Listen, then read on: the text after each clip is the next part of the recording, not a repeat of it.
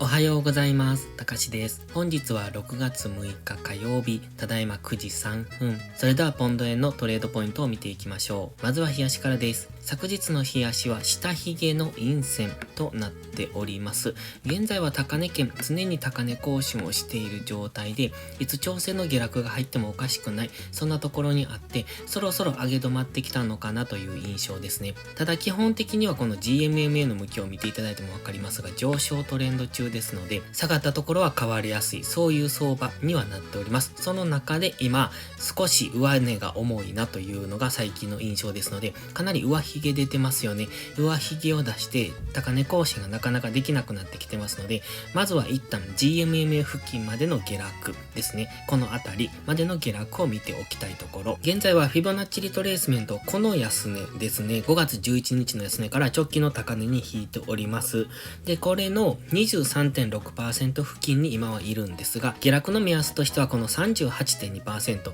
この白の水平線と重なっているのでちょっと分かりにくいんですが、ここですね、172円ぐらいのこのオレンジのラインぐらいまでの下落は見ておきたいところですね。現在が 173.4 ぐらいにありますので、172円ぐらいというと結構距離はあるんですが、そのくらいの下落は考えておくのがいいと思います。で、GMMA が上向きに上がってきてますので、今は GMMA とのこの乖離を生みに行く、そういうタイミングかなと考えておりますので、現在地付近で揉み合って GMMA が上がってくるのを待つのか、それとも値幅調整で一度大きめの下落をして GMMA にぶつかりに行くのかというところですね。で、先ほど言ってましたこの 38.2% っていうのはこの直近の高値とも一致してますので、このあたりっていうのが次の反発上昇ポイントになってきますので、その辺まではじりじりと下げる可能性があるんですが、基本的には上昇トレンド中ですので、今回のこの下落、もし172円付近まで下落してきたとしても、そこまでの下落を狙っていくのはあまり優位性がありませんので、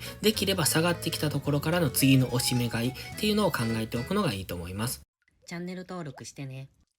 では4時間足です。4時間足では緑のラインを引いてました。先細りの上昇だという風にご説明していたと思いますが、そこからの今下落になるのかなというところ、その初動のような感じですね。ただ今はこの GMMA の青帯でサポートされて、昨日も一度強く下落したんですが、結果的には長い下髭陽線になってますので、やはり先ほど言いましたように、現在は上昇トレンド中ですので、下がったところは買われやすいんですね。ですのでこの172円、このあたり白い水平線付近まで下落してくる可能性はあるんですが、ここまでの下落を狙うというよりは、下落してくれば下げ止まったのを確認して、そのあたりからの次の上昇の流れを考えておくのがいいと思います。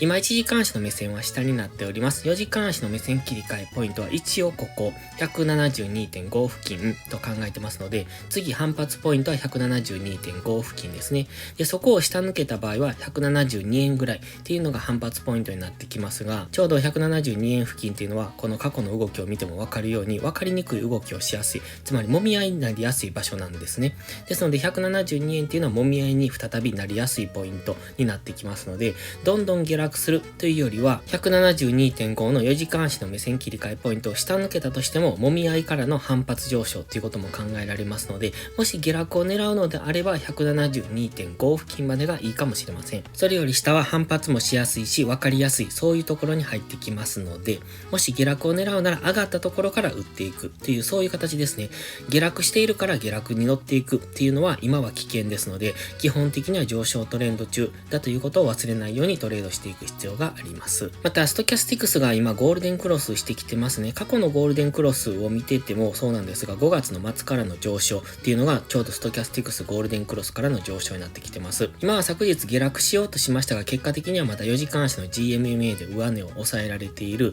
その中でストキャスティクスもゴールデンクロスしてきているので、上がろうとする力も比較的強くなってきてますので、売っていくのであれば直近高値まで上昇してきたところからの次の下落の流れを見ておくべきですし、買っていくのであればしっかり下げ止まったところ、例えば昨日の4時間足のこのローソク足の下髭ですね、長い下髭の陽線が出てますが、その辺の下髭先端っていうのは意識されてくると思いますので、このあたりですね、172.8 付近、この付近は意識されてきますので、本日下げてくればその付近からの上昇という流れを考えることも可能だと思います。では1時間足です。先ほどのフィボナッチリトレースメントの 23.6% がここですね、173円付近昨日はそのあたりまで下落してそこからの反発、1時間足では長い下髭の陰線となっております。ただし昨日上昇したんですが、結果的には GMMA の青帯で上値を抑えられてますので、今1時間足単位では下落トレンドを作ってきているんですね。ただまだ下落トレンドになるかどうかはわかりませんが、基本的には GMMA の青帯で上値を抑えられているので、本日上昇したとしても再び GMMA で抑えられて下落する可能性がありますので、まずは上昇を狙うのであれば先ほど言ってました4時間足の目線切り替えポイントの 172.5 付近まで、だいたいこの辺付近ですね、172.5 を下抜けてもまた下引けで返されるみたいなことも考えられますので、172円から 172.5 のこのゾーン付近、この辺りでの反発を見ておくのがいいと思います。今1時間足のストキャスティクスは下落中です。で、昨日のゴールデンクロスからの上昇を見ていますと、この強い上昇のところになってますので、本日も1時間足のストキャスティクスが安値圏に入りきったところでは一旦の反発をしてくると思います。ただその反発が GMMA の青帯で上値を抑えられれば、そこからの下落になっていきますので、そこは注意ですね。なので、戻り売りを考えるのであれば、次 GMMA で上値を抑えられるかどうかっていうところに注目。押し目買いを考えるのであれば、172.5 付近で下げ止まるかどうかっていうところを見ておくのがいいと思います。今、1時間足では下落トレンドを作りそうになってきてますが、まだ4時間、日足では上昇トレンド中で、現在は4時間足の GMMA 付近でもありますので、反発が起こりやすいところですので、その辺は注意ですね。わかりにくい動きをするときはトレードしない。そして優位性のあるところでだけトレードしていかないと、今、1時間足と上位足の目線が変わってきてますので、わかりにくい動きをすると思いますので、その辺は注意してトレードしていく必要があります。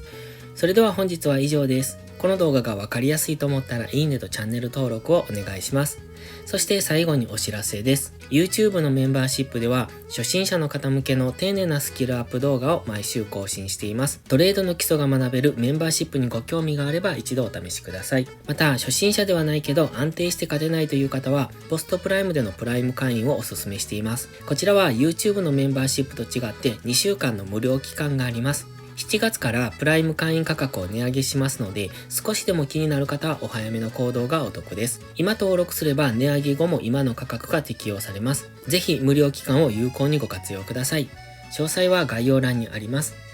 それでは本日も最後までご視聴ありがとうございました。たかしでした。バイバイ。